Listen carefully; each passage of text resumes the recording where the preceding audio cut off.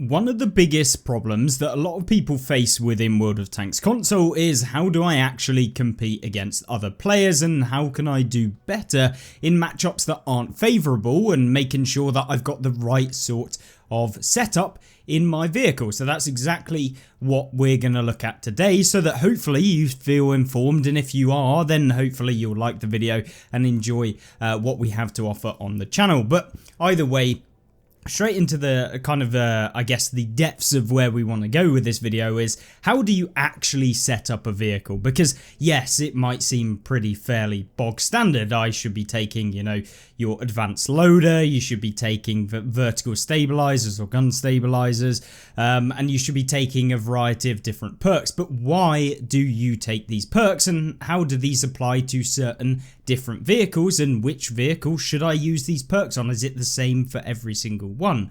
Well, that's exactly what we're going to look at, and how you can determine it. So when you comes to playing a vehicle where maybe you're not entirely sure as to which vehicle should use what equipment, you understand the basics of how to work it out for yourself, and hopefully you should be able to use that to build your own sort of tanks in the way that you want them to be built, and hopefully they'll work as you want them to. So without further ado, let's take a look at a couple of examples. We're going to go through both heavy tanks, we're going to go through mediums, we're going to go through lights and tank destroyers in this video. Artillery completely out the question, we don't want to talk about them. But out off the bat, we'll pick a random vehicle from our garage. So for example, the Nomad. This is actually quite an interesting one because it's a heavy tank that features a autoloader. So when it comes to looking at your vehicle, the first thing that you want to be thinking about is, what is my tank? What actually does this tank do? And how can I make it better at what it does do, or maybe make it less bad at some of the things that it is a little bit painful with? So for the Nomad, now this tank is essentially a French heavy tank that has a really weak turret, but it actually gets somewhat frontal armor that works somewhat good, I guess, in terms of its hull armor, as much as hull armor actually works in the game. So when you see it, you'll see that the turret actually has these flat parts that are only 150 to 130, and then as you get further around the turret, slightly worse. So with that being said, the turret armor is a weakness, but how can you mitigate that? Well, you can't, unfortunately. It is turret armor, that is what it is. Armor is something that you can't really do much about. You can only know how to avoid taking damage using the tank and making sure that the armor is as strong as possible in those positions. But what can you do to make up for the fact that you don't necessarily get the most armor? Well, for a tank like the Nomad Somua SM, which is an autoloader, so if you look into the stats page, you'll see that it has 5 shells in its clip, so similar to the AMX 5100, the AMX 5120, and of course the AMX 50B, which is kind of where this tech tree line comes from. This tank actually has better armor than the AMX 5100, which is the tech tree version, and that's because the turret is slightly stronger. It has this better kind of plate in the front, which does actually bounce a couple of rounds here and there, but predominantly this tank features around having quite high alpha and the potential to deal 1500 damage. However, in getting that, we actually have pretty poor accuracy. 0.4 accuracy is not particularly very good. We also, when you look at the aim time, is 2.4 seconds, and the intra-clip reload is 2.25 seconds. So it means you're reloading quicker than you're actually going to be able to aim in, which is obviously a problem. So we need to counter this when it comes to our setup. And how you do that? Well, when we look at the equipment slots that you get on an autoloader, which is slightly different from our traditional heavy, because you don't get advanced loader when you're using an autoloader. That's because, I don't know, Wargaming assumed that you aren't going to have a better loading mechanism when you've got an autoloader because it's already maxed out. I guess that's their logic behind not being able to use advanced loader. So we can't use that whatsoever on this vehicle, and any autoloader for that matter. But what we can do is use some extra bits to increase the damage per minute, and of course reduce the DPM or the reload of and the intra-clip reload as well. So how do we do that? Well, we can go with improved ventilation. Now this is actually one of the pieces of equipment that is slightly a noob trap and can be a bit of a how do we say, a weird thing to implement into your vehicles, because although it gives you a 5% better crew performance boost, this boost is spread over in a ton of different statistics. So although it's 5%, it certainly isn't the 10% extra view range, and it certainly isn't the 20% better accuracy. So it's a much smaller percentage that's applied over a ton of different statistics, which only minorly impact each of those statistics. So it's a very all-round piece of equipment. But because we've got an autoloader, and because there aren't typically too many bits that you need to worry about with an autoloader in terms of equipment, it's quite a straightforward process that we almost always pick improved ventilation on an autoloader, because you want that increased DPM, and it's one of the only ways to do that. So yeah, improved ventilation, very good for an autoloader, but for most other vehicles there are better equipment slots to use. So making sure you set up your tank in this way and understanding how different pieces of equipment can be useful and what negates other pieces of equipment, like am I going to take advanced loader over improved ventilation? Absolutely, but obviously, if you don't get advanced loader, then improved ventilation can be a good way of using it to boost up your DPM, as well as get a ton of other stats boosted up as well. So obviously, when we look at this tank, we can put improved ventilation on. I'm not going to, well, maybe we will just for this video anyway, but you can see here we've boosted up our DPM. So when we come into the stats page, it was 1500, now it's 1600. You'll also see that the aiming time has gone down. It was 2.4 seconds, now it's 2.35. So nothing major, but it has helped. It's brought it closer to the intra-clip reload, which is good because we're going to have better accuracy when we're wanting to fire all of our shells in one go. You'll also see that the accuracy has gone down, which means it's more accurate, which is good. It is better accuracy, which is going to help with regards to hitting loads of different opponents consistently and much easier. So with that being said, that's kind of boosted that up, as well as things like your track repair speed. That's what improved ventilation does. So when we're setting up a tank like this, that's what you want to go for, is making sure that you understand the key concepts of a tank to be able to mitigate certain negatives, as well as boost up the great things about the tank as well. So if we go back to the normal stats page of the Somua, so you can see on the right hand side we've got our penetration, our damage, our hit points, blah blah blah. Now the Somua obviously has 370 meters of view range as it is base, and when you look at some of the other tanks, I'm trying to find one that hasn't already got a commander or equipment in, which is proving more difficult than actually I was hoping, but essentially it is relatively decent. It's nothing terrible, but it's nothing insane. So when we had 370, it's now up to 377 with the ventilation.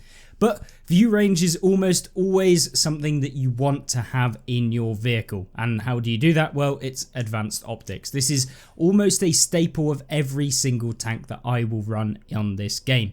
It's because it allows you to spot people that are going to be hitting you from the back of the maps, TDs, light tanks, blah blah blah. If they fire at you, you most of the time will be able to spot them back. Obviously, if they're using certain mechanics in the game like bushes and they're making sure to use them properly and they're really far back, you won't spot them. But it will certainly help you to not only get assistance damage in your games, spot people that are going to be annoying to you, but it just generally makes your tank that much better, because now going from 377 meters of view range, we're up to 415, which is considerably better, and in fact makes this tank so much easier to use when you don't have armor, because now you can avoid shells by knowing that people are there. So with that being said, of course, ventilation, optics, and then we've got one more perk. Well, we noticed that the accuracy of this tank was pretty bad, and in fact, the shell aiming speed. But you see here, most people will fall into the trap of going for advanced gun lane drive, which is the biggest noob trap and probably one of the most pointless pieces of equipment in the game. Why? Well, shell aiming speed is basically the only equipment I would ever use when I'm in an artillery, because it literally does not matter whatsoever, because most of the time you can use gun stabilizer, and if you can't use gun stabilizer, you're probably playing in a medium where you can apply commander skills, which are much better to improve your accuracy, and don't sacrifice that big slot which is your equipment slot. So gun stabilizer is a much better equipment piece than advanced gun lane drive, and that is because Gun lane drive improves the speed at which your big circle, when you're aiming or moving or whatever, when it blooms out to the biggest size it is and you're really inaccurate, it just basically increases the speed at which it comes in to the minimum size of that circle, so you can aim quicker. But the whole point is, what if you could just reduce the entire bloom so that it's no longer as big as it once was? Well, this is where gun stabilizer comes into question, because now your bloom isn't as big, which means you're more accurate all of the time. You don't have to rely on aiming in to make use of your equipment slot. It's just 20% better when you're moving the turret tank as well as when you're moving the turret. So it is just 20% better when you're aiming or moving, and then 20% better when you're rotating the turret, which makes when you're firing on the move even better. And in a game where everyone just presses RBRT because, I don't know, they think it's a good idea, but 90% of the time it's a terrible idea, yeah, it definitely will help you out. So gun stabilizer is also the last bit that we will use on this tank, and it will considerably increase our accuracy, even if it doesn't say so in the statistics, because yeah, this will boost up your accuracy all of the time, because your circle, where your aiming circle is much smaller now because it is just better. So with that being said, obviously that's only one part of a tank equipment. So loading up equipment in a Somua, in the heavy tank, in an autoloader, this is the sort of thing that you want to be looking at. Of course, if we had certain other characteristics where maybe we're in a more stealthy vehicle that doesn't really play like a heavy tank, something that is more of a medium but actually has the heavy roll, then maybe we'd want to take something like Camo Net or something like that if you wanted to go for a spotting build. But it's very rare that you would need advanced concealment in the heavy tank if you're playing it in the role that it's supposed to be in, if it is the specific heavy tank. Now, of course, that's not it. You do have consumables, and consumables are something that people always get wrong. Now, yet again, there is situational things like, for example, enhanced fire suppressor. Most people will use a fire suppressor in their vehicles, but this is actually one of the biggest misplays you can do, because the problem is fire extinguishers are very, very situational. You have to get hit in the fuel tank, which is going to potentially set you on fire. B, you have to get set on fire, and then C, you essentially have the fire extinguisher for that case. So not only does it reduce the chance of fire, but it also actually puts the fire out immediately, which is really, really good, I guess. But the problem is that because the rate at which you get set on fire in this game is so small, you may only get set on fire once every, 10, maybe 15 games, which means that for 10 or 15 games, you basically don't need to have spent the money on having the enhanced fire suppressor, and even in that game where you do get set on fire, you can play quite passively and avoid taking damage. Whereas, what I always do is remove this completely. I never, ever, ever, ever, ever use enhanced fire suppressor, even on any vehicle in the game. It is genuinely just pointless because it doesn't give you the boost that you actually want. So we always run, to start with, enhanced repair kit. This is not necessary. You can use a small repair kit. The enhanced repair kit just allows you to repair everything, and essentially can be used multiple times in a game. When you have a small repair kit, you only are able to use it once in the game. So you pay for it. It's slightly cheaper, but it is only able to be used a couple times or once per game, which is obviously not what you want if you're wanting to be the best or the optimal setup in your vehicle. So that's why enhanced repair kit is just better.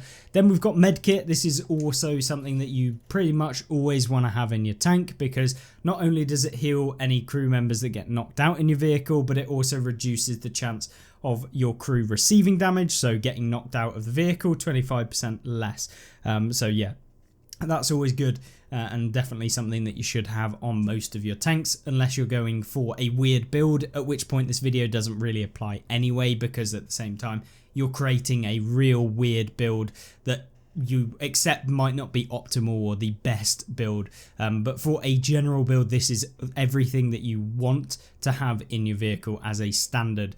And then we're going for the most important equipment in the game, well, debatably, or consumable, debatably over enhanced repair kit, because then you can detrack yourself or put your tracks back on and get out of a situation where maybe you're taking damage. But in terms of performance in the game and your performance of actually playing the game, Enhanced Rations is the best consumable you can ever use. So Enhanced Rations boosts up your crew performance by 15%. So that means reload goes up by 15%. You get things like your view range goes up by 15%. You've got your track repair speed going up by 15%. You've got all of these things when you're using it actively. So this is an additional boost onto the passive boost that you get with Enhanced Rations. And some might be wondering, okay, you get an additional use when you activate it in the game? Yeah, so you also get then the passive boost, which is 10% to Commander XP, which is nice. It's good to have the extra Commander XP if you're trying to train up your Commander. But the biggest thing is a 10% crew performance. So 10% better reload, 10% better view range, 10% faster repair speed, 10% kind of increase to putting your crew members back in, that sort of thing. It's basically all of that stuff in one, and this is the biggest thing that you can possibly have in your tank. But when you add on the active use, you can actually get a 25% better performance boost when using this and then activating it in the game. So this is massive for increasing your view range at certain points and choosing when you want to activate it to make sure that you can spot opponents. It is the best thing that you can have in the game, and performance wise it's going to give you the biggest benefit in the game. So in terms of if I was to get premium consumables, obviously this is costing me 30,000 silver per game, which is quite expensive. So in terms of trying to save a bit of money whilst remaining competitive, if you want to do that, maybe you don't have premium time, then you would want to potentially drop out the premium repair and the premium med kit to have the standard repair kit and the standard med kit. Or if you are willing to spend 20,000, then you want to get the premium repair kit and then the premium rations and then have a standard med kit. That's kind of the way in which I go. So if you're running none at all, none premium, then you want to go enhanced combat rations as your first one, then enhanced repair kit, and then a premium med kit if you want to go with the full premium consumables, which is the best in the game. It is just statistically better, and it's going to give you much better results. It's not going to turn you from a 40% win rate player to a 60% win rate player because you have these, but it definitely will help you in your games, and you will be at a significant disadvantage if you're one-on-one with someone of the exact same skill level. You are going to be at a disadvantage if you don't use these. So that's the consumables, that's the basic core equipment that I'd use in an autoloader. But what about commander skills? Well, this is where it gets interesting, because commander skills are good, but there are also some things that can be very, very, I guess, confusing for a lot of players in the game. So if we drop in a commander here, we have got these perks. So we're starting off with Sixth Sense. This is, I see people saying that you don't need Sixth Sense, right? So for those of you that don't know, Sixth Sense alerts you to when you get detected. So as soon as anyone on the enemy team can see you, you pop up on the screen, that is when your Sixth Sense will go off. It's immediate, it tells you exactly when you get spotted, which means that when you get spotted, you have the same reaction time as anyone else on the enemy team to pull back down a ridgeline, or you can use it to pull out from a ridgeline to see if anyone's in front of you or within a range of you that you're going to get spotted. And if you pull out from a corner and you see no one spotted you, you're probably safe to assume that no one's around that corner, so you can kind of go around. And so when you don't use Sixth Sense, what happens is it only tells you when someone's looking directly at you. So when their kind of highlight of your tank goes around, so the white outline goes around your tank, that is when the targeted goes onto your vehicle. You also get a delay as to when it actually pops up and says you're targeted, someone's looking at you. Obviously, this is really, really bad. You don't actually know when you're spotted. You don't know if you've gone undetected. It is literally unknown. You have no idea whether or not you're spotted throughout the entirety of the game, which means you can make some horrific plays pulling out side on in front of people. You can go out into a field thinking that no one's around, no one knows that you're there, and then suddenly you get hit by a Tyran for 1,000 damage. This is something that people always say, oh, well, I don't use it. It tells you when you're spotted. No, it doesn't tell you when you're spotted. It tells you when someone's looking at you, which is why Sixth Sense is not only the best crew skill, but is one that everyone should have as a bog standard thing in the game. Why Wargaming haven't done this is beyond me. It is genuinely something that everyone should just have access to, because new players just genuinely never put on Sixth Sense, as they don't really understand that it's something that you should have on every single one of your tanks as the first crew skill, which is what I always do on every tank that I play. Sixth Sense will be the first crew skill that I get when I'm training up my crew skills. You may see in some videos that I have the Sixth Sense in a different slot. So for example, this crew, that is just because I've respec'd my crew and I was just going through picking the ones that I want. I know that I'm going to have Sixth Sense in all of my crews. Don't take every single crew I have as a standard as to which perks to pick. This one is kind of a better representation because this is kind of the loadout or the way in which you want to go. So Sixth Sense, and then we go Born Leader. This is the same as the Enhanced Rations. It improves your crew performance by 10%. So this gives you better reload. It applies to autoloaders as well. So this is one of the biggest things. It is the second most important skill that you can have in the game. So always put Born Leader on if you're wanting to get better. Then we have Rapid Loading. This is to increase our gun reload speed, which means we get 10% faster reload and therefore 10% more damage that we can deal in a minute. So this is something really, really crucial and should have as your third skill in the game. Then we've got Steady Aim. This is a 10% flat boost to accuracy. This is yet again the fourth best crew skill in my opinion, because you are now 10% more accurate. Whether you're on the move, whether you're flying upside down, ramming off of a cliff, it doesn't matter. You're just 10% more accurate on every shell that you fire. And in a game where RNG can mess you up, yeah, having Steady Aim to basically mitigate some of that RNG is going to be much, much better.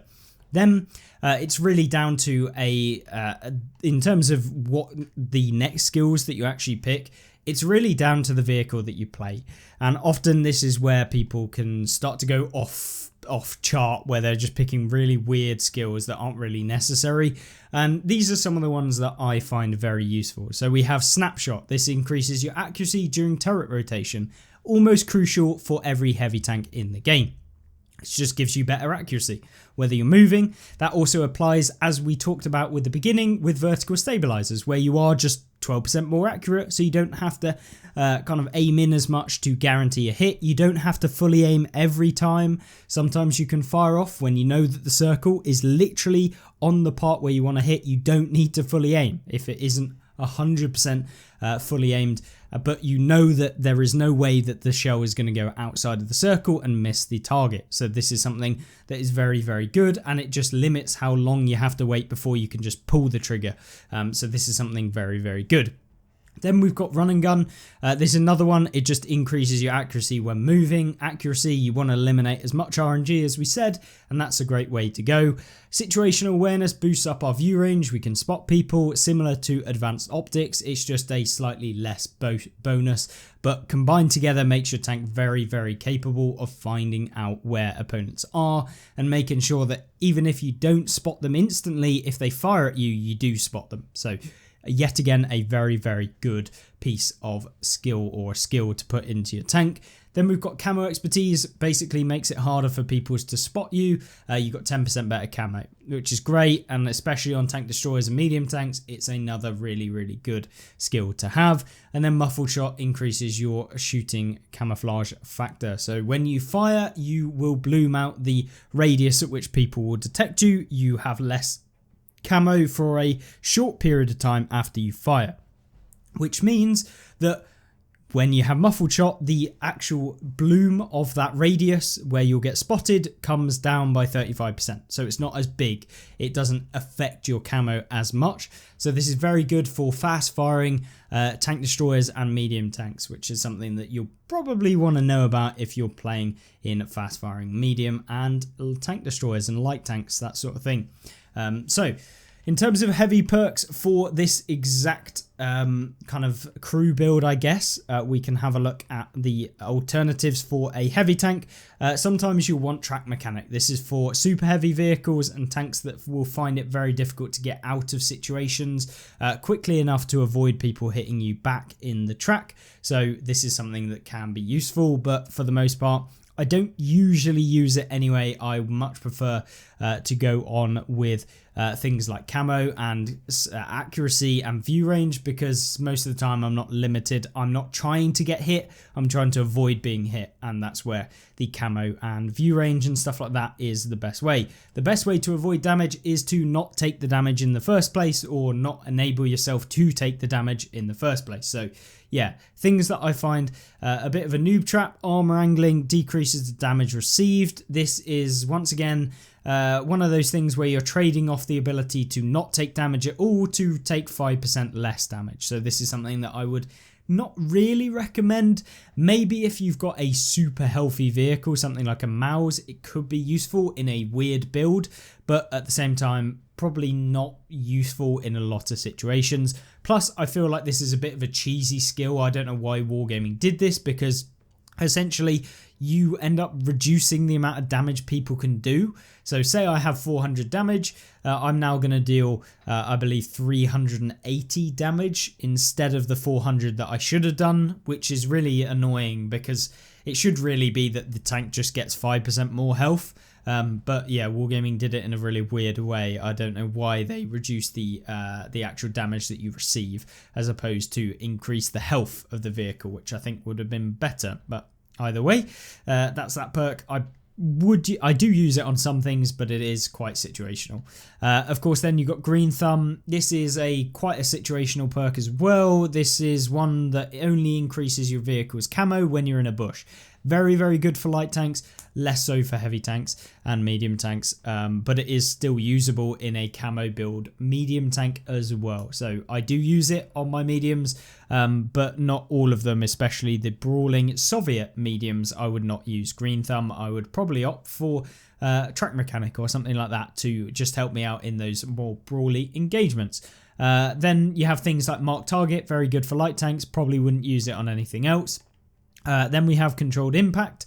This is something that is usable. I do use it sometimes, but it's mainly on those weird builds where you're trying to ram people, have a bit of fun, and set up your vehicle like that, because you can combine it with heavy SPO Liner, which you can put on some of the vehicles in the game, which you can see here, SPO Liner. So ramming and explosion defense, you get 50% more ramming defense. So you'll take 50% less damage, and also your crew will take 50% less damage as well. So you're more likely to have your crew survive to the end of the game without being knocked out and having to use your medkit. So this is something that I wouldn't use on heavy tanks for the most part, only ramming build heavy tanks. But yeah, things like, for example, the E50, or maybe you're going for a IS-7 or something like that, that has a bit of speed and the kind of weight to actually ram people.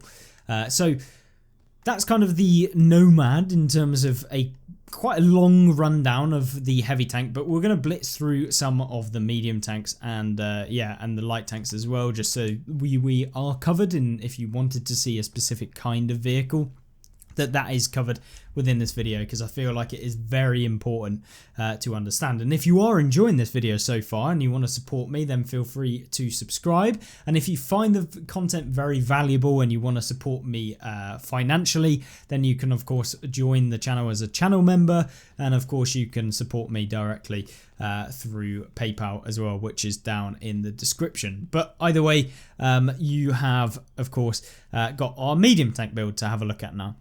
So we have advanced concealment, we've got advanced optics and vertical stabilizer. This is one of the situations where we didn't actually use advanced loader. Now that is because we wanted to run this as a camo vehicle. And why would we want to run a Patton as a camo vehicle or a Pershing as a camo vehicle? Well, yeah, that sounds a bit weird. Why would you want to run a Patton as a camo vehicle? Well, let's put in the commander that we want to use. So let's grab a random one. This is probably my light tank one, so that is good. And here you go. So in a camo build of this tank, it means we can have incredible view range whilst also remaining undetected, which is super useful for getting assistance damage. And in a medium tank, that is almost everything that you want. You want to stay in the sidelines, hitting people from the sides, and of course finding shots without being spotted or the potential to take damage. Because remember, in a medium you don't have armor, so you are not going to be bouncing anything for the most part in almost every medium that you play. So avoiding taking damage by using some of your knowledge of positions and using concealment and view range to outspot and outdetect, and then hit them using the camo mechanics without getting spotted is something that you can do with this tank. And then we went for gun stabilizer, and that is one of the things that I would recommend because of the fact that, yeah, this tank is not the most accurate for a medium tank considering everything that it has in terms of low alpha damage in the first place. So something that you do need to consider, but it could be worth it dropping the gun stabilizer for the advanced loader if you're that way inclined, or maybe even swapping out the advanced concealment to put in the advanced loader, which is certainly an option that you could also have. So of course, we're running the same sort of consumables. This was played a while ago when I was definitely poor, so we would definitely swap out our standard repair kit for a large repair kit like that, and then that's kind of how I would run most of my tanks. Premium rounds, obviously you want them in your medium tanks, which have lower penetration, so when you do come in bottom tier matchups you can be more confident and essentially deal with everything that you find for the most part, even from the front. So that's where premium rounds come in very handy. Skills, obviously we've gone with all of the camo perks and camo build, and as well as some of the accuracy and the reload as well. This is not the order that I would go in, but it is the actual perks that I would use on almost most of my medium tanks, bar Mark Target, because this is probably actually my light tank build, but the only difference is really taking out Mark Target from the light and medium tank builds that we use.